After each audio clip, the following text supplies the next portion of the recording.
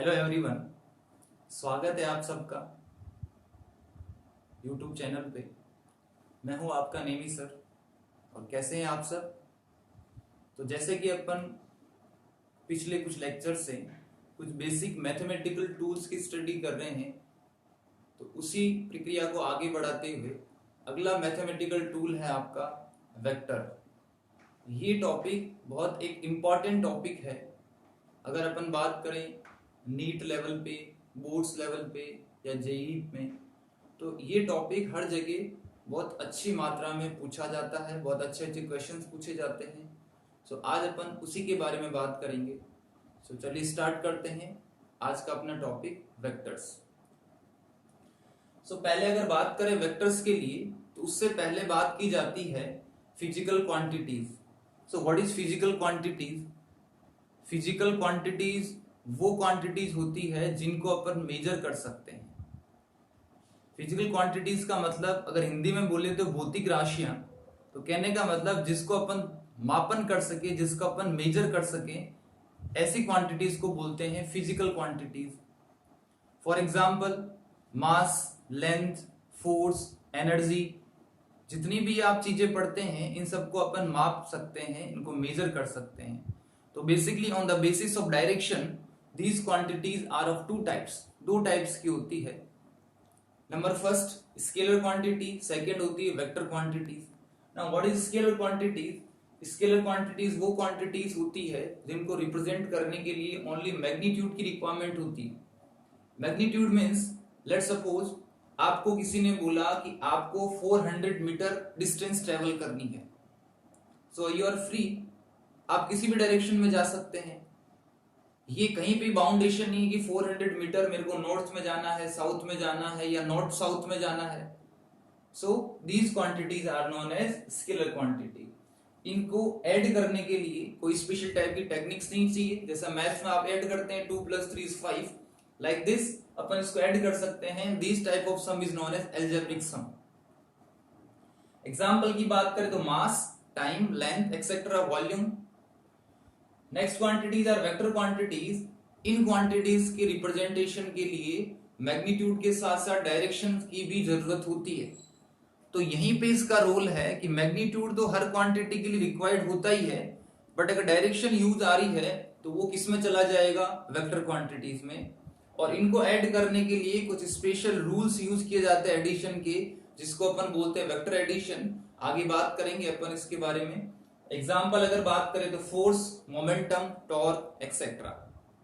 So these are the basic types of physical quantities. चलिए अब अपन बात करते हैं कि कैसे रिप्रेजेंट किया जाता है वेक्टर को, कि किसी भी वेक्टर को अपन कैसे रिप्रेजेंट कर सकते हैं। तो वेक्टर को रिप्रेजेंट करने का तरीका क्या है?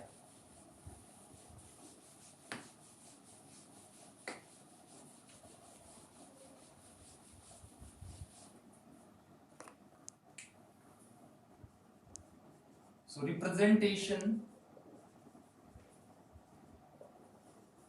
of vectors बिल्कुल इजी तरीका है, कुछ नहीं करना। लेट सपोज अपन बात करते हैं कि ए कोई भी एक वेक्टर है। तो इसको वेक्टर दिखाने के लिए उसके ऊपर एक एरो का साइन लगा दिया जाता है। डायरेक्शन किधर से किधर होनी चाहिए? Direction of arrow should be from left to right. हमेशा एरो की जो डायरेक्शन होगी वो लेफ्ट टू राइट होनी चाहिए। ऐसा नहीं कि मान लीजिए मैं बात करूं कि कोई भी ब्लॉक है, इस पे फोर्स लगा इस डायरेक्शन से 10 न्यूटन का और इधर से फोर्स लगा 12 न्यूटन का। तो इसको आपने F1 लिखा, इसको आपने F2 लिखा, तो दोनों पे एरो का डायरेक्शन ऐसे ही आएगा, चाहे फोर्स किसी भी डायरेक्शन में लगे।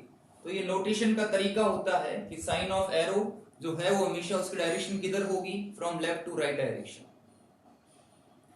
अब जो बेसिकली अपन बात करने जा रहे हैं वो बात करेंगे वेक्टर्स के लिए। तो वेक्टर्स जो होते हैं बेसिकली 3 टाइप्स के होते हैं। तो वेक्टर्स की अगर बात करें तो 3 टाइप्स होते हैं इसके।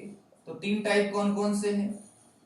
एक होता है 1D वेक्टर, एक होता है 2D वेक्टर, एक होता है 3D vector. 1D means 1 dimensional, 2 dimensional and 3 dimensional.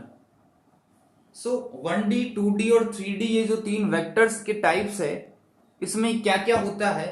सो अगर बात करें 1D वेक्टर की, सो 1D मीन्स इनको रिप्रेजेंट करने के लिए खाली एक डायरेक्शन की रिक्वायरमेंट होगी, ओनली फॉर वन डायरेक्शन।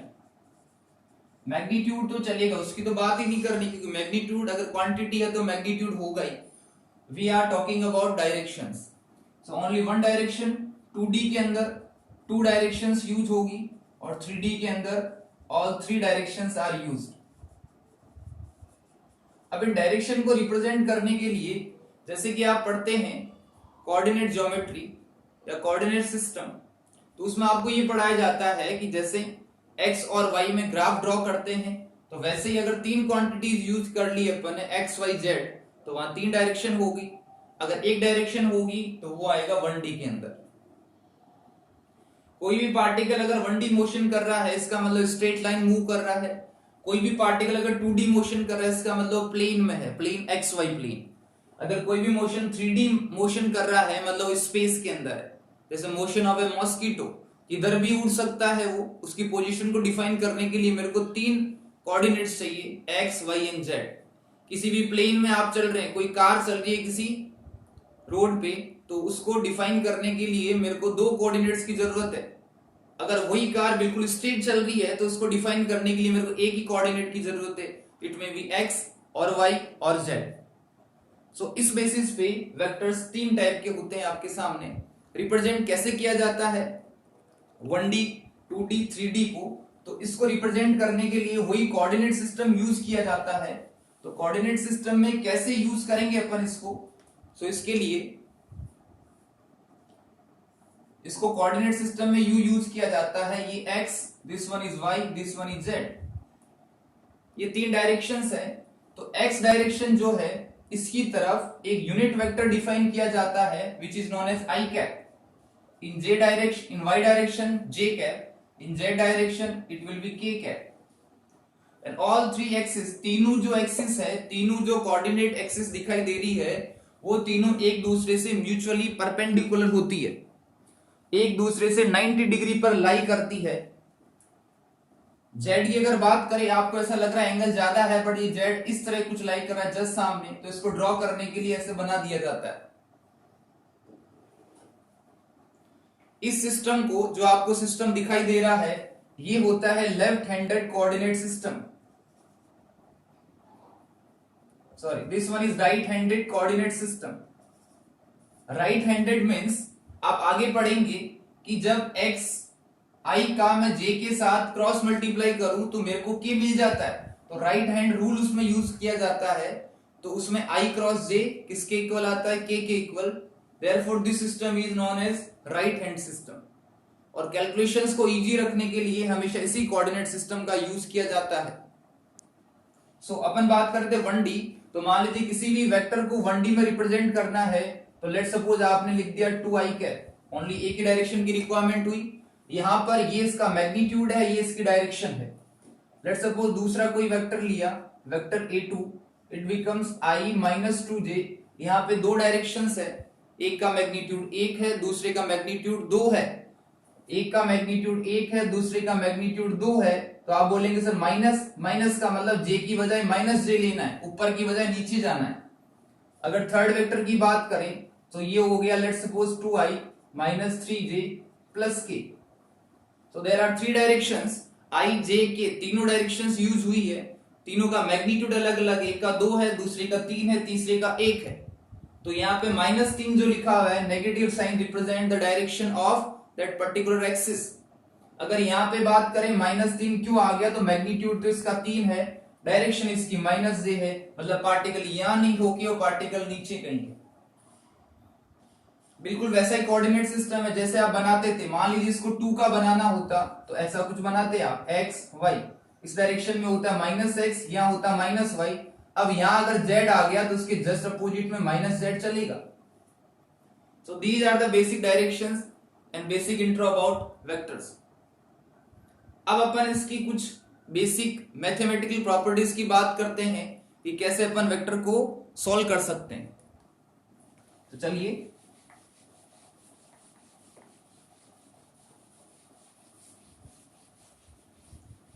तो वेक्टर्स के अंदर अपन ने बात करी कि इसका मैग्नीट्यूड भी होता है, इसकी डायरेक्शन भी होती है।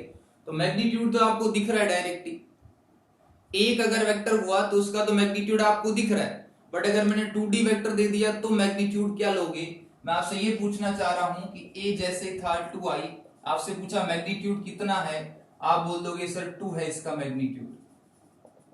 बट अगर मैं आपसे बोल दूं कोई भी वेक्टर बी है, वो ऐसे लिखा हुआ है 2i + 3j या -3j, तो इसका मैग्नीट्यूड कितना है? नहीं पता। तो वही अपने को कैलकुलेट करना है कि मैग्नीट्यूड ऑफ एनी वेक्टर कैसे निकाला जाता है। तो मैग्नीट्यूड ऑफ एनी वेक्टर, अब ये वेक्टर क्वांटिटी है तो मैग्नीट्यूड जैसे इसका निकालेंगे दोनों तरफ मोड लगा दिया जाता है। इसको या तो ऐसे रिप्रेजेंट कर सकते हैं, या अपने को पता है कि magnitude of any vector is always a scalar quantity, कि किसी भी वेक्टर का अगर मैं खाली मैग्नीट्यूड लूं तो कहने का मतलब वो एक स्केलर क्वांटिटी, क्योंकि डायरेक्शन तो हटा चुके हैं। ओनली अगर मैग्नीट्यूड की बात करूंगा तो स्केलर क्वांटिटी, और स्केलर क्वांटिटी को सिंपली ऐसे रिप्रेजेंट किया जाता है बिना एरो के। इसको रिप्रेजेंट किया जाता है वेक्टर क्वांटिटी को एरो के साथ, स्केलर क्वांटिटी को रिप्रेजेंट करेंगे बिना एरो के साथ। इसका अगर मैग्नीट्यूड निकालना है तो इसका सिंपल फॉर्मूला होता है रूट मैग्नीट्यूड ऑफ या कोफिशिएंट ऑफ आई कैप का जो कोफिशिएंट है उसका स्क्वायर प्लस जे कैप का जो कोफिशिएंट है उसका स्क्वायर। ये तो बात होगी 2D के अंदर। अगर इसी को 3D में कन्वर्ट करके लिखूं तो ये हो जाएगा mod b equals to scalar quantity b और magnitude b is given as bx square plus by square plus bz square. So कहने का मतलब है जो भी यहाँ मैग्नीट्यूड दे रखा है उसका स्क्वायर करेंगे। ध्यान रखिए स्टूडेंट्स कि यहाँ मैग्नीट्यूड 2 है, यहाँ का मैग्नीट्यूड -3 है। अब यहाँ पर आपको ये सारे साइन के साथ लेने हैं। सो bx की वैल्यू यहाँ पर होगी 2 और by की वैल्यू यहाँ पर होगी -3। सो आप खुद देख सकते हैं रूट के अंदर आंसर कितना आएगा, 2 का स्क्वायर 4, 3 का स्क्वायर 9, -3 का स्क्वायर 9 ऑल्सो। सो रूट के अंदर 13 is the answer of the magnitude of this 2D vector. ये जो 2D वेक्टर है इसका मैग्नीट्यूड कितना आ गया, रूट के अंदर 13। सो ऐसे अपन किसी भी वेक्टर का मैग्नीट्यूड निकाल सकते हैं। अगली इसके अंदर कैलकुलेशन आती है for position vectors. Position vectors क्या होते हैं? इसको रिप्रेजेंट किया जाता है वेक्टर R से। पोजीशन वेक्टर की अगर बात करें तो ये वो वेक्टर्स होते हैं जो किसी भी लोकेशन को इंडिकेट करते हैं, किसी भी जगह को, किसी भी प्लेस को इंडिकेट करते हैं। मान लीजिए आपने XY प्लेन लिया, यहां पर कोई भी पार्टिकल रखा हुआ है P, इसके कोऑर्डिनेट है 2,1। अब 2,1 तो कोऑर्डिनेट सिस्टम में हो गया है, मेरे को बात करनी है इन टर्म्स ऑफ वेक्टर्स। तो वेक्टर्स में इसको कैसे रिप्रेजेंट करेंगे, तो इसका तरीका क्या है? सो अपन लिख सकते हैं पोजीशन वेक्टर हमेशा डिफाइन होता है इसके ओरिजिन से। सो ये जो डायरेक्शन है ये होगी डायरेक्शन ऑफ पोजीशन, क्योंकि मान लीजिए यहाँ पे कोई पर्सन खड़ा है, उसको बताना है वो क्या है, तो आप जो है अपनी अंगुली से इशारा उसी तरफ करेंगे। So the tip of this particular finger will shows the final position. जो आपके आगे का हिस्सा है वो हमेशा उसकी फाइनल पोजीशन को बताता है। इनिशियल पोजीशन आपकी क्या हुई, आपका ओरिजिन।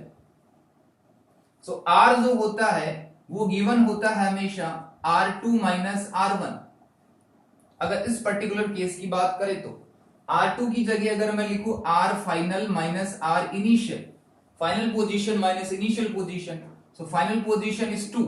कौन सी डायरेक्शन में है, जैसे कि अपने को पता है पहले x लिखा जाता है फिर y, सो ये 2i माइनस j के, ये हो गया आपका RF, माइनस का साइन RI है आपका ओरिजिन 0,0, सो 0i प्लस 0j, तो ये तो 0 ही हो गया पूरा ही।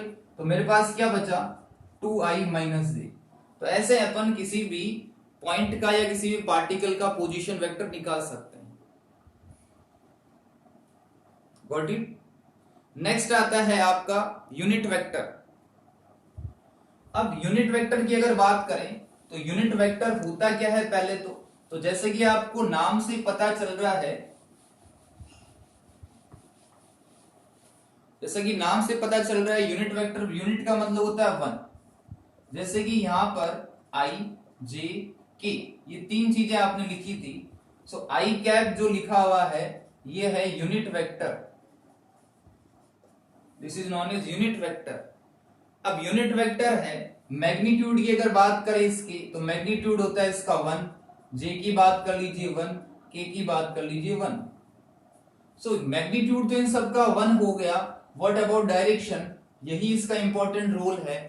Direction of unit vector of a particular vector, किसी भी दिए गए वेक्टर की डायरेक्शन में जो यूनिट वेक्टर होता है, जैसे कि मैं बात करूं x का यूनिट वेक्टर क्या था, आई कैप। x का यूनिट वेक्टर क्या था, आई कैप। तो इस यूनिट वेक्टर की डायरेक्शन भी वही होगी जो x की डायरेक्शन है। बेसिकली डायरेक्शन रिप्रेजेंट कौन कर रहा है यहाँ पे, unit vector. So unit vector की डायरेक्शन वही होती है जो डायरेक्शन उस वेक्टर की होती है। इन डायरेक्शंस की बात करें आई जे के, जिनका मैग्नीट्यूड होता है 1। इसके अलावा मान लीजिए आपसे किसी ने पूछा कि ए लिखा हुआ है, इसका यूनिट वेक्टर कैलकुलेट करना है आपको। सो इसका यूनिट वेक्टर कैसे कैलकुलेट करेंगे, तो इसके लिए रिप्रेजेंट किया जाता है, ऊपर ऐसा साइन लगाते हैं, this is known as A cap. So A cap is given as vector A upon mod of vector A. कहने का मतलब ए का यूनिट वेक्टर हो गया उसका खुद का वेक्टर, मतलब given vector upon its magnitude.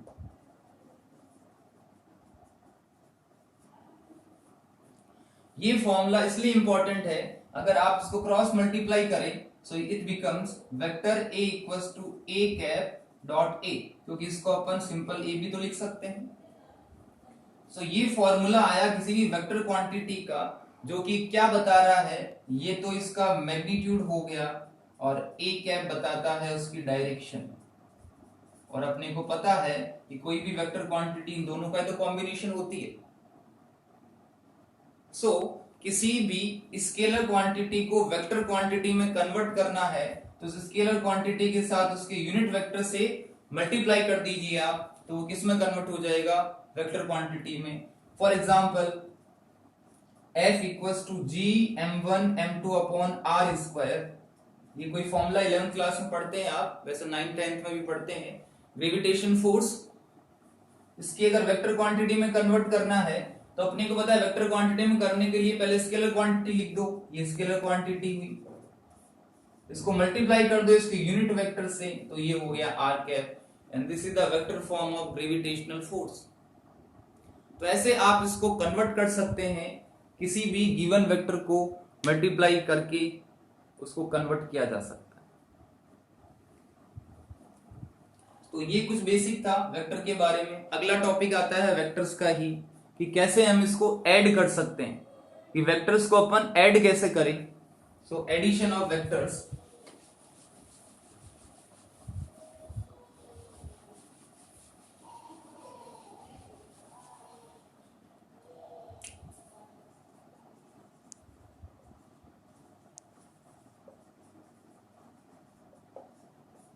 Addition of vectors, vector को ऐड करने के 3 मेथड यूज किए जाते हैं। फर्स्ट होता है ट्रायंगल लॉ ऑफ एडिशन,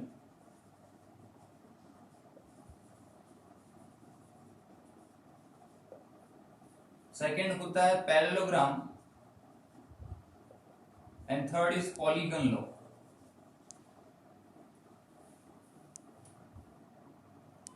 ये लॉ इतना काम में नहीं आता है, ये लॉ को तभी पढ़ाया जाएगा जब 11th क्लास में अपन बात करेंगे मोशन इन 1D और काइनेमेटिक्स की। बेसिक की बात करें कौन से 2 रूल ज्यादा यूज होते हैं, तो ये दोनों ज्यादा रूल होते हैं, यूज होते हैं। उसमें से भी सेकंड नंबर का जो रूल है पैरेललोग्राम लॉ ऑफ एडिशन, ये बहुत ज्यादा यूज होता है। तो अभी अपन बात करेंगे इस पैरेललोग्राम लॉ ऑफ एडिशन की। अब ये रूल स्टार्ट करने से पहले एक आपसे पूछ लिया जाता है कि एंगल बिटवीन वेक्टर्स क्या होगा। एंगल बिटवीन वेक्टर्स निकालने के लिए फॉर एग्जांपल आपसे बोला गया है कि ये कोई वेक्टर ए है, यहां कोई दूसरा वेक्टर ऐसे है, इन दोनों के बीच है angle 30 degree, this one is vector A, this one is vector B, then what is the angle between these two, इन दोनों के बीच एंगल क्या है? So answer is not 30 degree, वो 30 डिग्री आंसर नहीं होगा। सो एंगल निकालने के लिए एक पर्टिकुलर कंडीशन होती है कि both the vectors should start from a single point,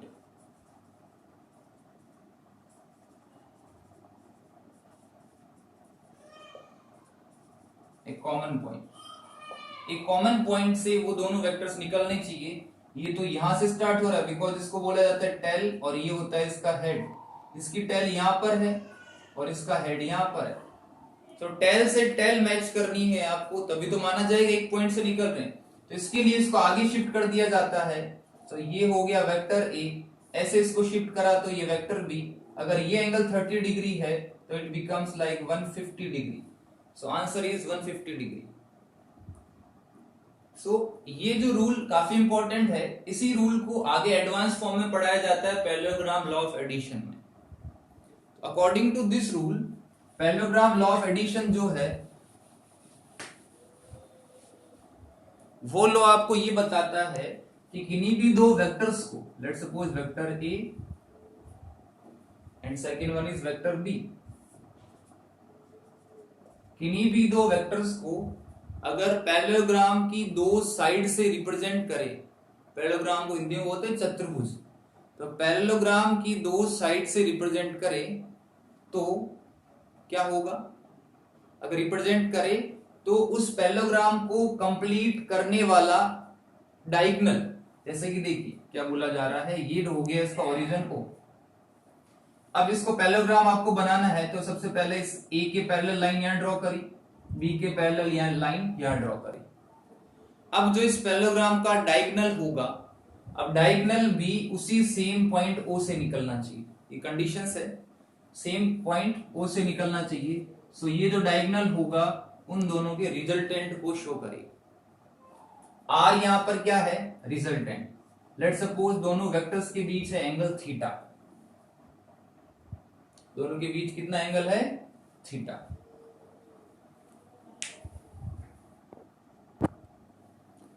so this is the rule of parallelogram.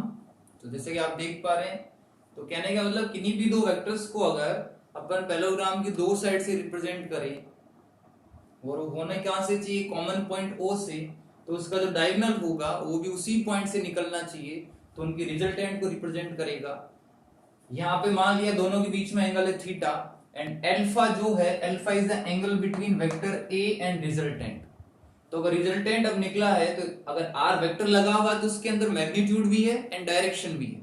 तो इसका मैग्नीट्यूड कैसे कैलकुलेट किया जाता है? रूट के अंदर A square plus B square two A B cos theta, ये फॉर्मूला है इसके मैग्नीट्यूड का। और रिजल्टेंट कैलकुलेट किया जाता है बी साइन थीटा अपॉन ए प्लस बी कॉस थीटा से। सो जो ये रूल है एडिशन का, पैरेललोग्राम लॉ ऑफ एडिशन, वो वेक्टर्स के लिए यूज किया जाता है। अब जैसे कि बात करी थी स्केलर क्वांटिटीज में तो नॉर्मल एल्जेब्रिक सम कर दिया जाता है, बट वेक्टर क्वांटिटीज में कुछ स्पेशल रूल्स लगते हैं। तो उसी में से एक रूल ये है आपका, जिससे अपन किसी भी क्वांटिटी को ऐड कर सकते हैं। अब अगर बात करें वेक्टर्स के आगे के पॉइंट्स में,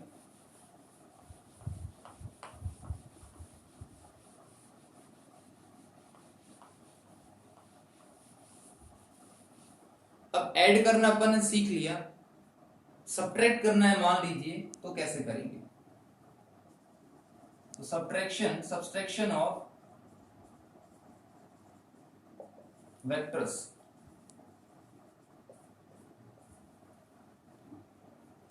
लेट्स सपोज कोई भी वेक्टर ए यूं आपको दे रखा है और ऐसे हैं कोई भी वेक्टर बी। आपको फाइंड आउट करना है कि a माइनस बी कैसे करेंगे, या फिर आपसे पूछा b माइनस ए कैसे करेंगे। एडिशन करना होता तो ये लगाते हैं अपन रूल, और सब्ट्रैक्ट करना तो क्या करेंगे? देखिए सबसे पहले लिखा हुआ a माइनस बी, इसको कैसे रिप्रेजेंट कर सकते हैं? Vector a plus of minus B.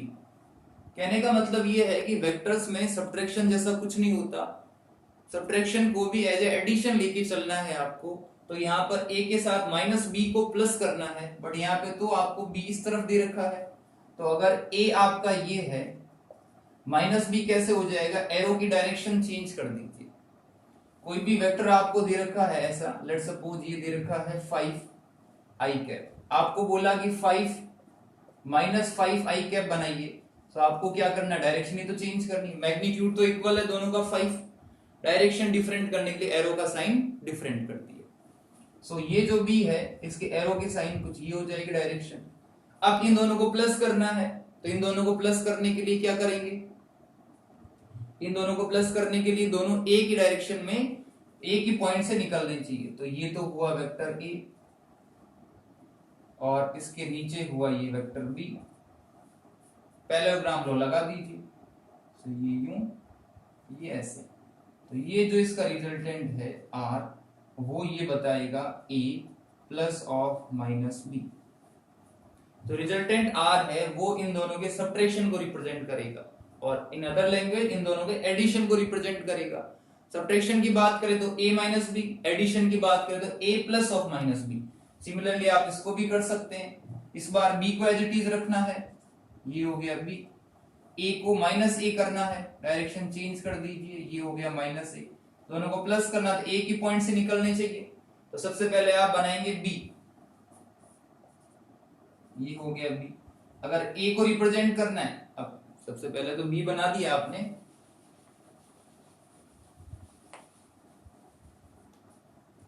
यहां पर सबसे पहले बनाया b, फिर बनाया माइनस a, ये हुआ माइनस a, वही parallelogram law, parallel to a parallel to b, ये इसका हो गया रिजल्टेंट r, ये क्या बताएगा b माइनस a, और we can say that b plus of minus a। तो ऐसे अपन इसका सब्ट्रैक्शन कर सकते हैं। ये हो गया सब्ट्रैक्शन ऑफ वेक्टर। उसके बाद आता है मल्टीप्लिकेशन ऑफ वेक्टर्स, जो कि काफी इंपॉर्टेंट टॉपिक है इस वेक्टर्स के पॉइंट ऑफ व्यू से, तो इसको अपन देखते हैं।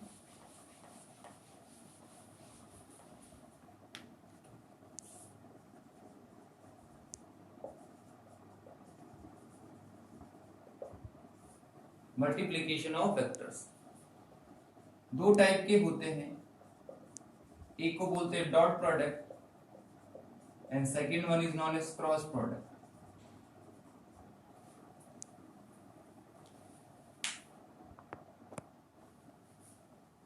सो डॉट प्रोडक्ट को अपन बोलते हैं दूसरे नाम से स्केलर प्रोडक्ट, और वेक्टर प्रोडक्ट को क्रॉस प्रोडक्ट को बोला जाता है वेक्टर प्रोडक्ट से। डॉट प्रोडक्ट इसलिए बोलते हैं जैसे कि दो वेक्टर्स है, इनके बीच में डॉट का साइन लगता है, ये इसका फॉर्मूला है mod of A mod of B cos theta. जैसे कि आपने बात करी मोड ए का मतलब है सिंपल ए, मोड बी का मतलब है B, so formula becomes A B cos theta. इसको स्केलर प्रोडक्ट इसलिए बोलते हैं कि इसका जो आंसर आएगा, इसका जो रिजल्ट आएगा, हमेशा वो एक स्केलर क्वांटिटी आता है। That's why this product is known as scalar product. For example देखते हैं कैसे होता है। अपन ने कोई भी वेक्टर्स लिए, इन दोनों को डॉट प्रोडक्ट करना है, तो सबसे पहले एज इट इज लिख के बीच में डॉट का साइन। अब यहाँ पे ध्यान दीजिए कि ये तो हो गया मैग्नीट्यूड, ये होगी डायरेक्शन। सो मैग्नीट्यूड को मैग्नीट्यूड के साथ मल्टीप्लाई करना है, डायरेक्शन को डायरेक्शन के साथ मल्टीप्लाई करना है। सो यहाँ पर 2i मल्टीप्लाई होगा i के साथ, 2 इंटू 1, इसका मैग्नीट्यूड कितना है 1, तो 2 इंटू 1 2, i का i के साथ मल्टीप्लाई हो गया। इसको ऐसे ही तो करते हैं मल्टीप्लाई, उसके बाद ये पूरा जो है इनके साथ मल्टीप्लाई होगा, उसके बाद 2 into 1 2 i dot j, 2 into 1 2 i dot k। अब ये हो गया पूरा सबके साथ, फिर ये माइनस j को सबके साथ करना है, तो इसका मैग्नीट्यूड -1, इसका मैग्नीट्यूड +1, तो -1 into +1 -1 j dot i -1 j dot j -1 j dot k। ऐसे ही सारा मल्टीप्लिकेशन कर सकते हैं। इसके बाद एक इंपॉर्टेंट रूल आता है कि i डॉट i कितना होता है, जैसे यहां पर आया i डॉट j कितना होता है। सो i डॉट i माने सिमिलर, अगर वहां पर यूनिट वेक्टर्स आ रहे हैं तो उन सब की वैल्यू होती है 1, अदरवाइज दोनों अलग अलग आ रहे हैं तो उसकी वैल्यू होती है 0। तो कहने का मतलब यहाँ पे ये सारे तो हो गए आपके 0, बाकी ओनली 3 टर्म्स बचे। सो इसको सॉल्व करने पर ये आ रहा आंसर 4। अब ये 1 एंड 0 कैसे हुआ, इधर ध्यान दीजिएगा।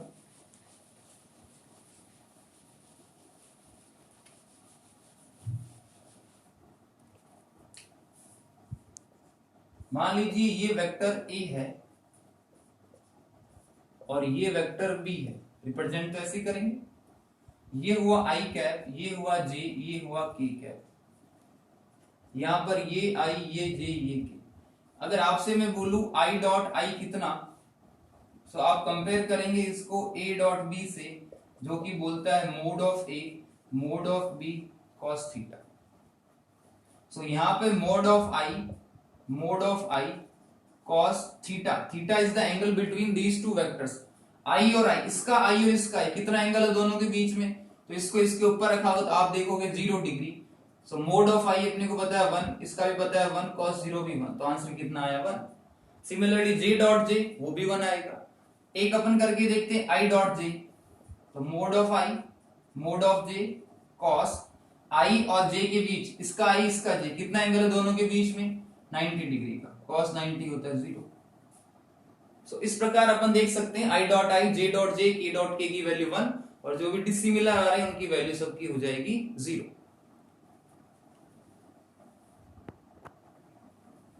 सो नेक्स्ट प्रोडक्ट है आपका क्रॉस प्रोडक्ट। तो इस प्रोडक्ट में दोनों के बीच साइन आता है क्रॉस का, this is known as cross. अब यहाँ पे अगर आप देखें तो इसके फॉर्मूले में cos की बजाय sin थीटा आ रहा है और यहाँ पे एक नया टर्म आ रहा है n कैप। तो कहने का मतलब है जो आंसर आएगा वो कहीं ना कहीं वेक्टर क्वांटिटीज में ही आएगा, क्योंकि n कैप जो आपका होता है एक नॉर्मल वेक्टर है जिसकी डायरेक्शन अपन राइट हैंड थंब रूल से कैलकुलेट करते हैं। अब राइट हैंड थंब रूल क्या होता है, तो इसको समझने के लिए अपन बात करते हैं कि ये आपका राइट हैंड है, ये थंब है, ये फिंगर्स है। फिंगर्स को हमेशा वेक्टर की डायरेक्शन में आपको रोटेट करना है। लेट्स सपोज ए से बी की तरफ रोटेट करना है या बी से ए की तरफ रोटेट करना है। सो ए से बी की तरफ रोटेट करेंगे तो थंब हमेशा परपेंडिकुलर ही रहेगा, किसी भी कंडीशन में देख लीजिए। तो ए क्रॉस बी करेंगे तो बाहर की तरफ थंब डायरेक्शन इंडिकेट कर रहा है। तो इसका मतलब हुआ कि ए क्रॉस बी करने पर जो भी इसका आंसर आएगा वो आंसर की डायरेक्शन जो होगी वो हमेशा बाहर की तरफ होगी। अगर यहां मैं करूं बी क्रॉस ए, आप देख पा रहे हैं बी क्रॉस ए, तो थंब अंदर की तरफ जा रहा है बोर्ड के, तो इस डायरेक्शन को बोल दे in the plane represented by cross sign, out of the plane represented by dot sign. तो यहाँ पे जो सी की डायरेक्शन है आउट ऑफ द प्लेन, यहां पर है इनसाइड द प्लेन। जैसे कि अब यहां पर अपने पास यूनिट वेक्टर से आई जे के, आई क्रॉस जे अगर अपन करेंगे तो राइट हैंड थंब रूल से करिए, आई क्रॉस जे ये हो गया, ये कौन सा है यहाँ पे, अब आपको बताया था कि के हमेशा यू होता है, तो आई क्रॉस जे हो गया के। वैसे अगर जे क्रॉस के करेंगे तो आई, तो ये सारे अपन यूनिट वेक्टर्स की वैल्यू लिख सकते हैं। ध्यान रखेंगे आप, आई क्रॉस जे का मतलब 0 नहीं होता, आई डॉट जे 0 होता है। जैसा कि डॉट प्रोडक्ट में बात करी वहां 0 होता है, बट यहाँ पर आई क्रॉस जे 0 होता है। अच्छा, आपसे ये पूछ लिया जाए आई क्रॉस आई कितना, तो इसकी वैल्यू होती है 0। आई क्रॉस आई होता है 0, कैसे? सो आई क्रॉस आई 0 इसलिए होता है कि फॉर्मूला देखिए आई क्रॉस आई का, आई क्रॉस आई का फॉर्मूला जो है ये रहा। अब यहां पे जैसे अपन आई क्रॉस आई करेंगे, सो मोड आई साइन, दोनों के बीच 0 डिग्री का एंगल, अब ये चाहे कुछ भी हो तो इसकी वैल्यू सारी की होगी 0। सो इसमें I cross I, J cross J and K cross K, इनकी वैल्यू होती है 0। अब अपन एग्जांपल लेंगे, इसको अपन दो तरीके से सॉल्व कर सकते हैं। वो दो तरीके कौन से हैं? फॉर एग्जांपल देखिए अभी, सो एग्जांपल की अगर बात करें कि कैसे सॉल्व करते हैं अपन क्रॉस प्रोडक्ट को, तो for example I plus J plus के बी दे रखा 2i प्लस 2j। दो मेथड, एक सिंपल मेथड जैसे कि अपने डॉट प्रोडक्ट करा था, पहले a को लिखा फिर b को लिखा। अब ये सबसे पहले सबके साथ मल्टीप्लाई होगा तीनों के साथ, ठीक है। सो इसका मैग्नीट्यूड 1, इसका मैग्नीट्यूड 2, तो 2। अब ये इसमें डायरेक्शन का रोल है, इसको इसके साथ मल्टीप्लाई करा तो इसकी जितनी भी डायरेक्शंस है मींस आई जे के वो पहले लिखी जाएगी। आप ध्यान रखें क्योंकि डायरेक्शन का रोल होता है, आई क्रॉस जे के है बट जे क्रॉस आई के नहीं है, वो माइनस के है इसलिए। सो आई पहले आया तो आई क्रॉस आई, आई क्रॉस जे, आई क्रॉस के, ऐसे ही लिखना है इसको। जैसे कि आप देख पा रहे हैं मैग्नीट्यूड को मल्टीप्लाई कर दे, डायरेक्शन को अलग से मल्टीप्लाई कर रहे। फिर आए जे पे, इसका मैग्नीट्यूड 1 into 2 2, ये सारे अपन ने ऐसे मल्टीप्लाई कर दिए। इसमें अगर आप ध्यान से देखें तो ये तो सारे जीरो हो गए, कैंसिल आउट। आई क्रॉस आई अपने को पता है जीरो, जे क्रॉस जे पता है जीरो, के क्रॉस के पहले जीरो हो गया। तो मेरे पास एक टर्म ये बचा, दूसरा ये, थर्ड ये, फोर्थ ये, 4 टर्म बचे हैं। अब आई क्रॉस जे लिखवाया था, अभी लिखा था आई क्रॉस जे के, तो ये हो गया 1k। जे क्रॉस आई होता है माइनस के, तो माइनस 2k। के क्रॉस आई होता है जे, तो ये हो गया 2j। के क्रॉस जे होता है माइनस आई, तो ये लिख दिया माइनस आई। सॉल्व करने पर ये आया। ये फर्स्ट मेथड है। सेकंड मेथड को बोलते हैं डिटरमिनेंट मेथड। मैट्रिक्स में पढ़ते हैं आप, मैथ्स में मैट्रिक्स एंड डिटरमिनेंट, तो वो मेथड होता है डिटरमिनेंट मेथड। ए क्रॉस बी, तो सबसे पहले क्या लिखना है आपको, आई जे के ऐसे डिनोट करने हैं। आई की वैल्यू जो ए में है वो लिख दीजिए 1, जे की 1, के की 1, ये लिख दी। बी में जो वैल्यू है आई जे के की 2, 1 और इसकी के की वैल्यू दे नहीं रखी, मतलब 0। अब सॉल्व करना है तो सबसे पहले आई कैप लिखा जाता है। आई कैप लिखने के बाद इसको इधर वाले जितने भी ये जो दिख रहे हैं आपको, इन सबको बोला जाता है कॉलम, और ये इस साइड जो है इनको बोला जाता है रो। तो आई कैप की जो कॉलम है और ये जो रो है इसको हटा दिया जाता है, बाकी जितने एलिमेंट बचे उनको सॉल्व करना है। करिए। सबसे पहले ये बचे अपने पास 4, तो सबसे पहले अपने को इन दोनों को मल्टीप्लाई करना है। 1 इंटू 0 0 0, माइनस का साइन 1 इंटू 1, पहले इन दोनों को मल्टीप्लाई करना है, उसमें से माइनस करने हैं ये दोनों। जे जब लेते हैं तो उसके साथ में माइनस का साइन पहले से ही लगा दिया जाता है, तो जे के साथ जब माइनस का साइन लगा दिया जाता है, अब अपने को जे कैलकुलेट करना है, तो कैसे करेंगे जे कैलकुलेट। इस बार इस रो को, इस कॉलम को छोड़ दिया, क्या बचा अपने पास 1 1 2 0, इसको इसके साथ मल्टीप्लाई करा 0 माइनस 2, ये आ गया। सिमिलरली के के साथ करेंगे तो 1 1 2 1, 1 इंटू 1 1, 2 इंटू 1 माइनस 2, ये सॉल्व करा तो दोनों सिमिलर आंसर आ गए। तो ऐसे अपन वेक्टर के प्रोडक्ट्स कर सकते हैं। आज का अगला टॉपिक है components of vector. This is the last topic of vector. कैसे अपन किसी भी वेक्टर को कंपोनेंट्स में ब्रेक कर सकते हैं, उसको स्प्लिट कर सकते हैं। This is known as also known as resolution. So किसी भी गिवन वेक्टर्स को 2 या 2 से अधिक कंपोनेंट्स में ब्रेक करने का जो प्रोसेस होता है उसको बोलते हैं रेजोल्यूशन। 2 टाइप के होते हैं। First is known as 2D resolution, जिसको रेक्टेंगुलर कंपोनेंट्स में तोड़ना भी बोलते हैं। दूसरा होता है 3D रेजोल्यूशन, ज्यादा आपके काम में आता है 2D। 2D का मतलब है 2 डायरेक्शन में, 3D का मतलब 3 में। तो इसको 2 डायरेक्शन में जब ब्रेक करेंगे, लेट सपोज कोई भी गिवन वेक्टर है यहाँ पर वेक्टर ए, इसको 2 पार्ट में ब्रेक करा अपन ने। सो एक पार्ट आ गया, यहाँ से परपेंडिकुलर ड्रॉ करा, तो ये हुआ OQ, ये हुआ OR। तो ये डायरेक्शन कौन सी, X direction, and this one is Y direction. So X direction के अंदर जो कंपोनेंट होगा, सो ये अगर A है तो इसमें पाइथागोरस थ्योरम लगा सकते हैं हम। सो ये क्या बन जाएगा यहाँ पे A cos थीटा, और ये क्या बन जाएगा A sin थीटा। अगर आप बात करें टोटल A को कैसे लिखते हैं, तो ये तो बताया गया था X का कंपोनेंट का स्क्वायर, Y के मैग्नीट्यूड का स्क्वायर, ये तो हो गया इसका मैग्नीट्यूड ऑफ A। अगर डायरेक्शन की बात करें, direction of A, so let suppose अपन ने क्या माना था, tan बीटा या tan अल्फा, तो tan अल्फा इक्वल्स टू हो जाएगा AY अपॉन AX। तो ऐसे अपन इस गिवन वेक्टर का magnitude as well as direction निकाल सकते हैं उनके कॉन्स्टिट्यूट कंपोनेंट्स की फॉर्म में। तो ये था आज का अपना एक और बेसिक टॉपिक वेक्टर्स। अपन ने इसमें कुल बहुत सारे टॉपिक्स कवर करे हैं। तो थैंक्स फॉर वॉचिंग। अगर ये आपको वीडियो पसंद आता है तो लाइक कीजिए, कमेंट कीजिए एंड चैनल को सब्सक्राइब करना ना भूलें। Thank you so much for your support.